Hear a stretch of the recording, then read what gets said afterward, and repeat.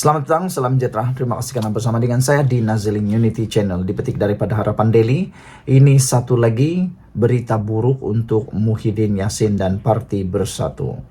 Diisytiharkan daripada Harapan Daily bahwa mungkin akan ada lebih ramai ahli Parlimen Bersatu isytihar sokong Perdana Menteri Anwar Ibrahim.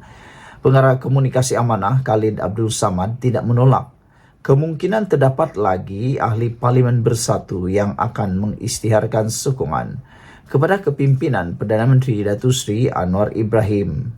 Saya merasakan mungkin ada lagi akan umum sokongan kepada Perdana Menteri. Pada mulanya ia dilakukan oleh ahli Parlimen Kuala Kangsar Datuk Iskandar Zulkarnain Abdul Khalid.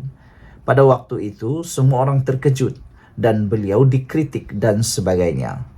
Tetapi selepas itu sudah ada 2, 3, 4 ahli parlimen yang menyatakan sokongan kepada Anwar Ibrahim Perdana Menteri. Sekarang ini ahli parlimen Bukit Gantang Datuk Seri Abu Hussein Hafiz Said Abdul Fassal menjadi orang kelima yang sokong Perdana Menteri. Maka apabila situasi ini sudah menjadi kebiasaan, saya merasakan mungkin akan ada ahli parlimen daripada Bersatu yang turut serta menyatakan sokongan selepas kelima-lima ini mengumumkan sokongan mereka. Katanya kepada Bual Bicara bersama Khalid Samad di Jom Channel malam tadi. Bual Bicara selama 1 jam menerusi platform atas talian itu diberi tajuk Perikatan Nasional Koyak Ahli Parlimen Sokong Perdana Menteri. Untuk rekod, sokongan yang diberikan oleh Said Abu Hussein kepada Anwar semalam menjadikan beliau ahli parlimen kelima daripada Bersatu yang menyokong kerajaan perpaduan. 4 ahli parlimen sebelum ini yang menyokong Anwar adalah Kuala Kangsar Datuk Iskandar Zulkarnain Abdul Khalid pada 12 Oktober lalu, diikuti ahli parlimen Labuan Datuk Suhaili Abdul Rahman pada 30 Oktober lalu, ahli parlimen Gua Musang Muhammad Azizi Abu Naim dan ahli parlimen Jeli Zahari Kecil. Susulan sokongan itu kedua-dua mereka iaitu Kuala Kangsar dan Labuan masing-masing daripada Bersatu digantung keahlian selama 4 dan 6 tahun oleh partinya. Saudara-saudara sekalian, apa pendapat kamu dengan ramalan atau telahan jangkaan daripada Khalid Abdul Samad ini? Adakah betul akan ada lebih ramai lagi ahli Parlimen Bersatu isytihar sokong Perdana Menteri Anwar Ibrahim? Kita tunggulah nanti. Sekian dulu untuk kali ini. Jangan lupa tinggalkan komen Anda, tekan butang subscribe. Kita jumpa lagi. Bye-bye. Selamat petang, salam sejahtera. Terima kasih karena bersama dengan saya di Nazilin Unity Channel. Ini pastinya satu tamparan besar kepada Perikatan Nasional dalam pilihan raya Kemaman.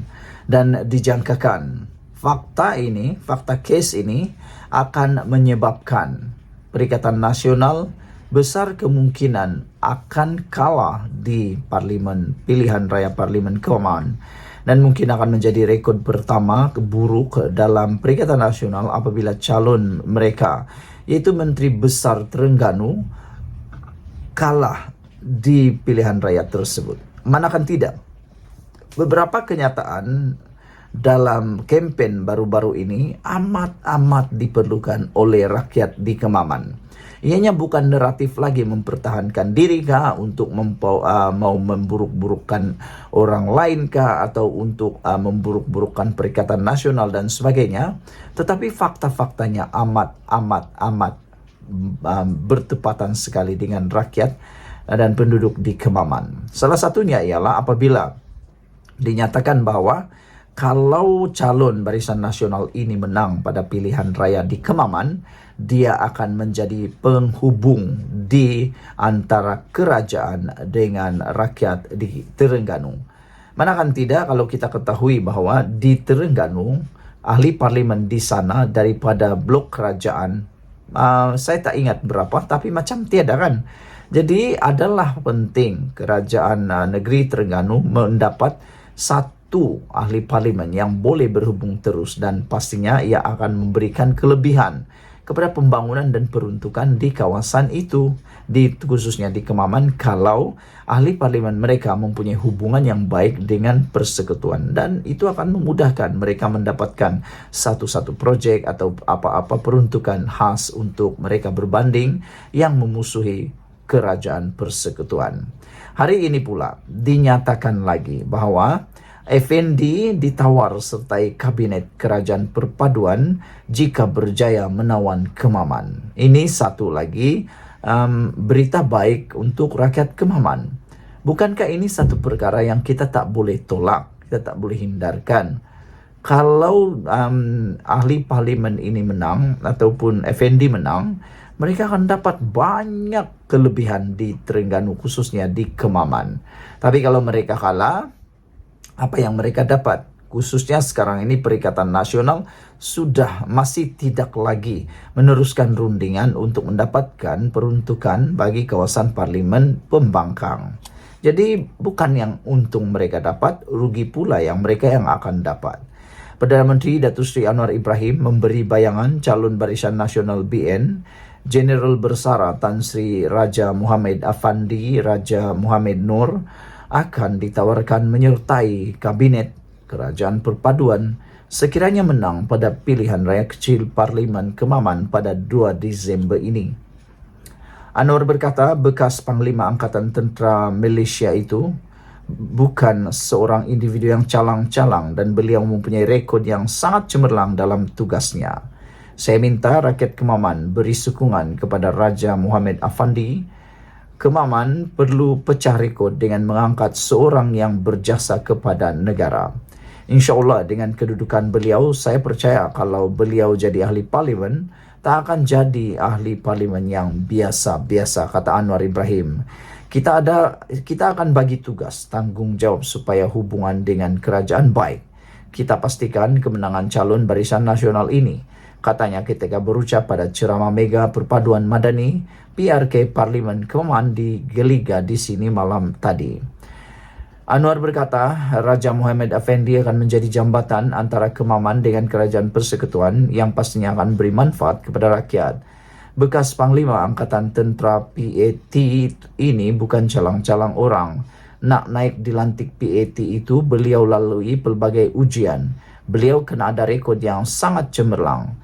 Sebelum diangkat, Menteri Pertahanan rujuk kepada Perdana Menteri, kemudian dipersembahkan kepada Yang di-Pertuan Agong untuk diperkenankan.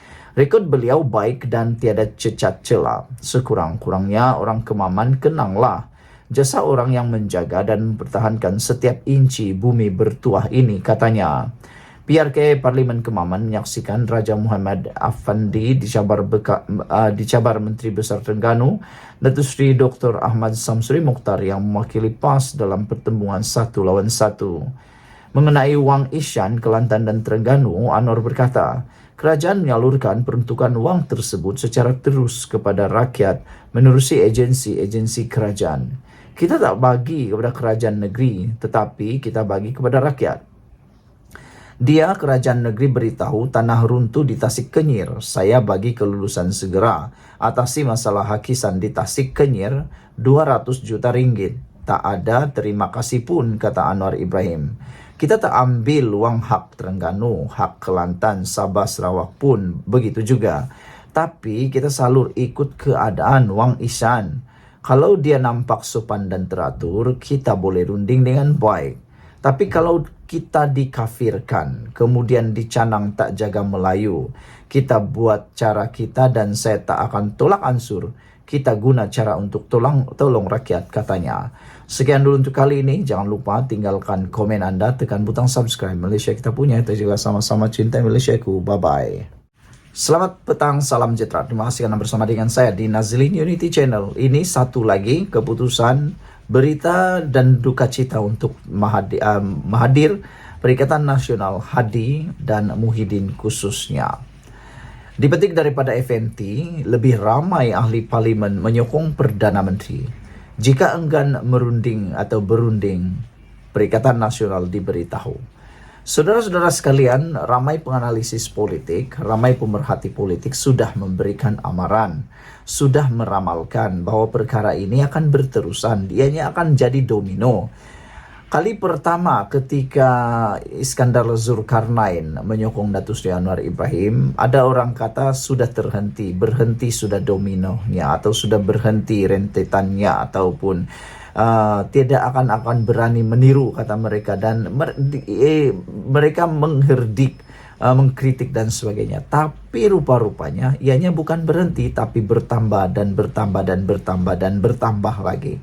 Kalaulah tindakan itu ataupun tindakan Iskandar Zulkarnain itu diambil serius dan dicari penyelesaian segera, saya pikir Perikatan Nasional tidak akan kehilangan 5 sokongan tersebut. Tapi oleh kerana mereka tidak mengambil peduli sangat serius tentang perkara itu, maksud saya mengambil tindakan yang lebih bijaksana, maka ianya terus berterusan dan dijangka bahwa akan lebih ramai ahli parlimen yang akan menyokong Anwar Ibrahim. Ini bukan dinyatakan oleh orang-orang biasa, tetapi fellow majlis Profesor Jennery Amir.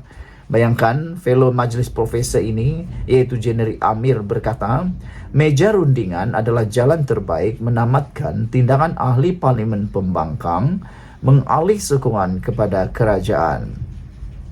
Pemerhati politik memberi amaran kegagalan Perikatan Nasional PN berunding mendapat peruntukan sama rata ahli parlimen akan menyebabkan lebih ramai wakilnya, terutama dari Bersatu, mengalih sokongan kepada Perdana Menteri Anwar Ibrahim.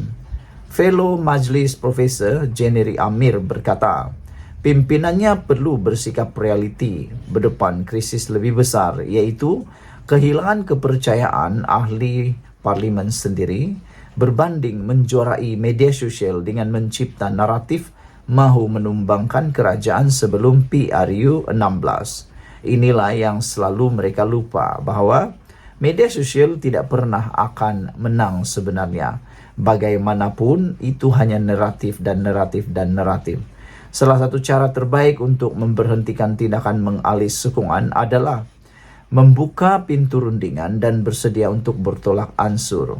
Itu sebaik-baiknya berunding. Saya tak faham mengapa Perikatan Nasional berkeras tidak mau berunding dengan kerajaan, sedangkan kerajaan sedia untuk berunding, katanya kepada FMT. Kalau ini tidak dikekang dengan pantas, tidak hairan kalau ada lagi akan mengalih sokongan. Kemarin ahli Parlimen Bukit Gantang Syed Abu Hussein Syed Abdul Faisal mengumumkan menyokong Anwar Ibrahim disebabkan kecewa Perikatan Nasional tidak berunding bagi mendapatkan peruntukan wakil rakyat pembangkang. Wakil rakyat penggal kedua itu juga berkata, beliau tidak diugut atau diberi tekanan mana-mana pihak dalam membuat keputusan yang diumumkan secara terbuka pada sidang Dewan Rakyat. Beliau mengikut jejak Azizi Buagu Gomusang, Suhaili Labuan, Iskandar Zulkarnain Kolakangsar dan Jeli yang menyatakan sokongan kepada kerajaan perpaduan demi kebajikan rakyat di kawasan masing-masing. Pada 3 November lalu, Ketua WIP Perikatan Nasional Taqiyuddin Hasan mengesahkan gabungan itu tidak akan meneruskan rundingan dengan wakil kerajaan mengenai peruntukan sama rata ahli parlimen pembangkang kerana mendakwa diminta menyatakan jaminan tertentu. Azmi Hasan daripada Akademi Nusantara juga bersetuju. Peralihan sokongan itu berkait dengan krisis kepimpinan yang dihadapi Bersatu ketika ini, bukannya atas sebab simpati dengan nasib pengundi mereka. Masalahnya, kepimpinan Bersatu hilang arah tuju. Faktor peruntukan itu hanya nak menutup supaya tidak digelar ahli parlimen belot pada parti, katanya. Ia tidak akan berhenti dengan Bukit Gantang. Mungkin ada 1-2 lagi sokong Anwar, terutama apabila Muhyiddin menyatakan kesanggupan untuk mempertahankan jawatan presiden. Jennery pula berkata, sepatutnya Perhimpunan Bersatu tempoh hari meyakinkan ahli, tetapi apabila ada lagi wakil rakyat sokong kerajaan, ia beri gambaran berlaku ketidakyakinan berterusan dalam Bersatu, sekaligus memberi tamparan hebat kepada Muhyiddin. Sekian dulu untuk kali ini. Jangan lupa tinggalkan komen Anda, tekan butang subscribe. Malaysia kita punya, kita jaga sama-sama cintai Malaysiaku. Bye-bye. Selamat datang, salam sejahtera. Terima kasih karena bersama dengan saya di Nazilin Unity Channel. Mahathir buat bising lagi. Mahathir ni tak habis-habis buat bising, kata netizen. Dia hanya akan berhenti bising ataupun menjadi senyap hanya dalam keadaan kalau apa yang dia mahu dapat, kata mereka, atau apa yang dia nak diperoleh. Contohnya Perdana Menteri yang beliau sokong, Anwar Ibrahim, Mahathir tak pernah sokong jadi Perdana Menteri. Itu sebabnya dia selalu bising. Dia sanggup menolak prinsip beliau sebelum ini. Bahkan kalau sebelum ini kita ketahui Mahathir bermusuh ketat dengan PAS, sekarang ini dia sanggup bersama dengan PAS semata-mata dengan satu tujuan, mau menumbangkan Anwar Ibrahim. Bahkan ada pengakuan daripada Mahathir bahwa beliau kata dia sanggup menggunakan apa cara sekalipun untuk mendapatkan matlamat atau matlamat menghalalkan cara. Baru-baru ini Mahathir kata dia bersahabat dengan DAP pada waktu dulu kerana ingin menjatuhkan Najib Tun Razak. Kali ini dia tidak ada jalan lain, dia dapat bekerja sama dengan PAS pun satu kebaikan untuk mahu menumbangkan Anwar, itu kata beliau. Tapi ini pula satu lagi pengakuan Mahathir yang paling mengejutkan kita di Malaysia.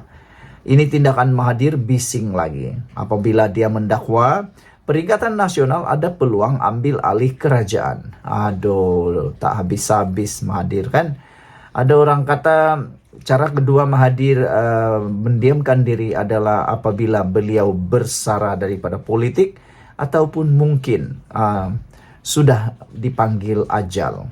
Itu saja mungkin yang akan dapat membuatkan beliau senyap, kata mereka. Ada yang memberikan nasihat kepada Tun Mahathir Mohamad supaya bersaralah daripada politik, ambil masa untuk bersama keluarga, kata mereka lagi. Saudara-saudara sekalian, dalam usia yang sangat senja bagi Tun Mahathir, amatlah sesuai untuk beliau bersara dan memikirkan rehat sepenuhnya. Ini yang apa dikata oleh Mahathir. Beliau bising lagi mendakwa Perikatan Nasional ada peluang ambil alih kerajaan. Bekas Perdana Menteri Dr. Mahathir Mohamad berkata, Perikatan Nasional masih mampu untuk mengambil alih kerajaan dengan menggunakan pakai kaedah 5 ahli parlimen pembangkang yang mengisytiharkan sokongan kepada kerajaan tanpa keluar parti sebelum ini. Mungkin idenya sudah mula tular daripada kalangan Macai dan daripada kalangan Walaun. Tetapi harus kita ingat, jumlah yang perlu dicari oleh Perikatan Nasional sekarang ini bukan jumlah yang sangat kecil. Ianya amat besar. Kerana kita sudah dengar Ashraf kata mereka hanya ada 69 ahli parlimen dan perlu membentuk kerajaan dengan 112. Dari mana mereka boleh dapat lagi ahli parlimen? Itu adalah sesuatu yang mustahil. Kalau bilangannya hanya 5, ya bolehlah kita sokong apa yang Mahathir cakap ini. Tapi dengan bilangan yang berpuluh-puluh orang, menghampiri 50 orang, bagaimana cara untuk mereka berpaling tada? Bukankah itu sesuatu yang mustahil? Saudara-saudara, Mahathir berkata Perikatan Nasional juga boleh mendapatkan sokongan ahli parlimen kerajaan untuk menubuhkan pentadbiran baru. Fikir logik. Bolehkah Perikatan Nasional memancing lebih daripada 40 ahli parlimen menyertai mereka? Ditambah pula, contoh paling mudah ialah Barisan Nasional, UMNO. Macam mana mereka nak menyokong secara en blok keseluruhan? Kalau mereka dah mendapat keistimewaan, dah mendapat mereka lebih selesa sekarang berbanding apa yang mereka cuba usahakan. Kalaulah mereka mau keluar daripada kerajaan perpaduan, itu satu tindakan yang amat tidak bijak. Kerana ia menjerumuskan mereka kepada langkah yang amat bahaya. Sekarang kita tahu UMNO dalam proses pemulihan, Barisan Nasional dalam proses pemulihan, kerana mereka dapat menumpukan sepenuh tenaga mereka untuk membangun semula parti tersebut. Bukannya ada masa untuk menjatuhkan kerajaan pula. Mereka tak sibuk nak tebuk atap sini sana. Lihat pada Parti Bersatu. Terpengaruh pada agenda tebuk atap, tengok. Yang ditebuk, coba ditebuk kerajaan. Tapi yang tertebuk parti sendiri. Bukankah itu petanda bahwa lebih baik mereka menumpukan usaha pada yang tepat? Saudara-saudara sekalian, jadi secara realitinya, secara logiknya, kita menolak apa yang Mahathir kata ini. Yaitu Perikatan Nasional ada peluang ambil alih kerajaan. Mungkin saya setuju kalau mereka ada peluang tapi pada PRU 16 akan datang. Jadi tindakan Mahathir buat bising lagi adalah tindakan yang sia-sia belaka. Kerana apa yang dicadangkan ini amatlah tidak bertepatan dengan keadaan semasa. Saudara-saudara sekalian, bagaimana cara mungkin Perikatan Nasional nak pancing undi? Nak pancing undi bukan jumlah yang kecil. Ini adalah jumlah yang amat besar. Saudara-saudara sekalian, sekian dulu untuk kali ini. Jangan lupa tinggalkan komen Anda, tekan butang subscribe. Malaysia kita punya, kita juga sama-sama cintai Malaysiaku. Bye-bye. Selamat datang, salam sejahtera. Terima kasih karena bersama dengan saya di Nazilin Unity Channel. Saudara-saudara sekalian, isu yang hangat pada petang ini ialah membidas tentang ramalan daripada Hadi Awang dan juga Perikatan Nasional dan juga tindakan mereka yang mengatakan naratif yang tetap sama, konsisten. Kata mereka akan berjaya merampas kerajaan yang dianggotai oleh Pakatan Harapan dan Barisan Nasional serta GPS GRS pada waktu ini. Perikatan Nasional masih lagi terigau-igau, termimpi-mimpi, bahkan seperti Puan Zarkasi kata, masih lagi ada angan-angan Mak Jenin untuk merampas kerajaan ini. Namun ini fakta yang wajib Anda ketahui dan Anda wajib untuk kongsikan kepada semua orang. Faktanya ialah Perikatan Nasional pada waktu ini hanya ada 69 ahli parlimen. Jadi, nak mau merampas kerajaan perpaduan pimpinan Anwar Ibrahim, dari mana mereka boleh dapat lagi ahli parlimen? Bayangkan mereka hanya ada 69 ahli parlimen, tetapi mereka memerlukan 112 kerusi parlimen untuk membentuk majoriti muda bagi membentuk kerajaan. Jadi persoalan penting yang nak ditanya kepada mereka yang berangan-angan Mak Jenin ini, kata Puan Zarkasi, ialah dari mana mereka dapat tambahan kepada 69 ahli parlimen itu dan bagaimana mereka dapat menambahnya. Apakah kaedah yang mereka akan guna? Kalau kaedah tebuk atap pun sudah dilihat tidak bermoral, apalagi kaedah yang digunakan yang lebih tak bermoral. Setiausaha Agung UMNO hari ini, yaitu Datuk Dr. Ashraf Wajid Dusuki, membidas kenyataan Tan Sri Abdul Hadi Awang baru-baru ini berhubung kenyataannya bahawa pilihan raya kecil Kemaman untuk Parlimen Kemaman adalah detik untuk mula tukar kerajaan. Menjadi persoalan besar ialah cuba fikir logik, betul-betul logik. Jangan guna emosi, tapi guna logik. Bagaimana 69 boleh berubah 112? Bukankah itu sesuatu yang hampir mustahil? Dr. Ashraf menegaskan bahawa PRK pada 2 Disember ini bukan soal menukar kerajaan. Oh, ini Hadi kata. Tetapi seperti yang ditekankan oleh Hadi, beliau menegaskan PRK pada 2 Disember ini bukan soal untuk menukar kerajaan seperti yang ditekankan oleh timbalan pengerusi Perikatan Nasional itu. Ini sama ada igawan ataupun mimpi kerana setiap kali dia cakap, seorang lompat beri sokongan kepada Perdana Menteri. Jadi makna kata setiap kali Hadi cakap tentang tukar kerajaan, satu bertambah atau satu berkurang daripada mereka bertambah kepada Anwar Ibrahim. Jadi bagaimana kalau dia cakap lagi besok ada lagi yang berkurang? Hari ini ahli parlimen yang menyokong kerajaan perpaduan ada seramai 153 orang. Sedangkan ahli parlimen Perikatan Nasional ada 69 orang sahaja. Jadi, macam mana nak tubuh kerajaan? Kena ada 112 orang. Sekarang ini ada 69 orang. Nak cari macam mana? Nak cari mana lagi, kata beliau. Membidas ketika berucap pada ceramah Mega Perpaduan Madani di Galiga Kemaman malam tadi.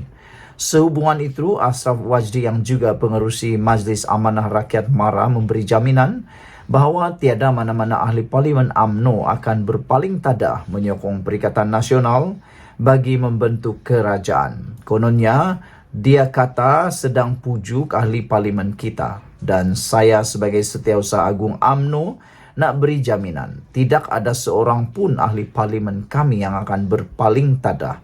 Tidak ada, tegas beliau lagi.